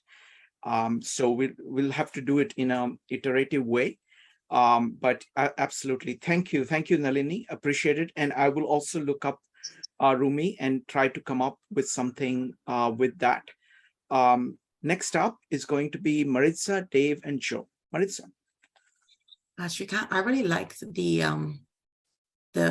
aspects of tonight where people actually read the whole section, and then where we had other passages from other works adding on to that, or where we kept, like, a lot of people kept coming back to the one passage on love, but instead of reading it in its entirety, they would read the one line or such, or even not the actual passage on love, but other mentions of love throughout the text. I like the idea of choosing, one of the sections, if we were to pick, like, the section on love, and having 1 or 2 readings, and then, people bringing with them, what it means to them, or like, oh, this in the Tao Te Ching makes me think of this passage, or this Rumi makes me think of this passage, or something in the Bible makes me think of this passage. Just, I feel like it makes the listener turn in the perspective. We have to turn our diagram, as like you're forced to, with the reading of additional works, because the presentation is that we're being told this is a similar way of, this is another metaphor for this concept. And that happened a little bit here today. And I really, really like that aspect of it. Sure. I also want to try out just a straight reading of the book. That's what we've done for Bhagavad Gita, Bible and Tao Te Ching. So we can just start. I mean, we can experiment a small part on Friday of just starting from the beginning and going up to where he starts to speak. Some small part of just people reading, like a couple of people reading it and then discussing it, something like that, which format actually works very well because it allows for actually going along the line of the book itself. So maybe we can experiment with that and see where it goes. Thank you. Next up is going to be Dave, followed by Joe. Dave. Yes, I see it similar to what we did with the Tao, doing 2 or 3 topics in one session. 2 or 3 of these topics, I would envision do a screen share, and so everyone can read it together, and then open up for Q&A, questions, comments. I think it'd be a very good way to handle it. Thank you. Wonderful. Thank you. I like the idea. I think maybe we should do that. I mean, we've done that with Jason. Jason does that all the time, and I think that works pretty well. So maybe we can do that. Thank you. Next up is Joe. I was going to suggest the same thing. That Dave just suggested. Just we approach the Tao. We approach this. Perfect. I think that's what we'll end up with, and we will experiment with that on Friday. We'll start with that. I think we have done enough introduction. I think people are excited about it. So let us just dive in and see how it goes. Marissa, does that make sense to you? Yeah? Okay. Absolutely, yes. And Joe, you have suggested it, so I think it makes sense to you, right? It does. Okay. Absolutely. Okay. We can, Evanik, what do you think? Absolutely. Okay. So that's what we'll do on Friday. I will choose, we will probably go all the way until, let me see. We can go up to the beginning of Almitra asks about speak to us of love, at least that much. If we have time, we'll just go through the passage on the love fully. So you know what? Let's plan on doing that. It's not that much, right? Well, but what do you think? I don't think it's too much because everything else is kind of preliminary. I love that preliminary part too, like his whole thing about his going away and this what. But so I think let's do that. So let's go up to all the way the discussion of love, which is so right before marriage. So we won't talk about marriage. We'll go up to, I think it's first 18 pages. Okay. All right. I think we have a plan, and let's do that, and we will get to discuss this topic on love. I've read it, so I think people will have that fresh in their minds. And folks, this is so wonderful. I love this so much because I'm used to studying these kind of things on my own. I get excited about these things and I study. That's just who I am. But being able to do that with all you folks and the richness of comments and questions and it's just I think I'm able to learn much faster, and it's a lot more fun as well, because it's like it's the multifaceted thing, right? Each person is coming at it slightly differently, and I've been working on metaphors, and that is a crucial aspect. I was watching this video. I have to tell you this, and then I'll tell you what's coming up. I've been watching work. I've been looking at the work of Hofstadter on analogies. He holds that all thinking is rooted in analogy, and he says most people think that analogies are these wonderful things which you do once or twice a year. He says no. it's actually happening something like 20 times a second when you think, because our brain is trying to relate, our mind is trying to relate things constantly. And words are riding on the top of that process of analogizing. It's the same idea of metaphors, of kind of crucial importance of metaphors in thinking. So by picking up works which are actually doing justice to the capabilities that we have naturally, all of us, I think we'll end up getting a little bit better at doing these things. So I'm very excited. Thank you so much, everybody.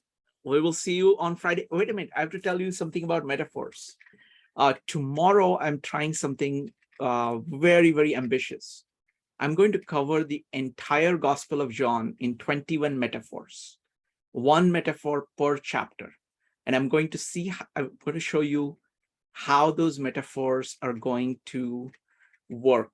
And I have, so if you guys are interested, I mean, it's going to be something. So the format is going to be, I'll give a presentation talking about 21 metaphors, which cover, and the beautiful thing about metaphors are they are like searchlights, right? So what the gospel is saying, each of the metaphors actually tells you what it is, but it is telling it to you from all these different angles. And these are the central in my estimation, I'm not a scholar, but in my estimation, those are the really key metaphors of each chapter.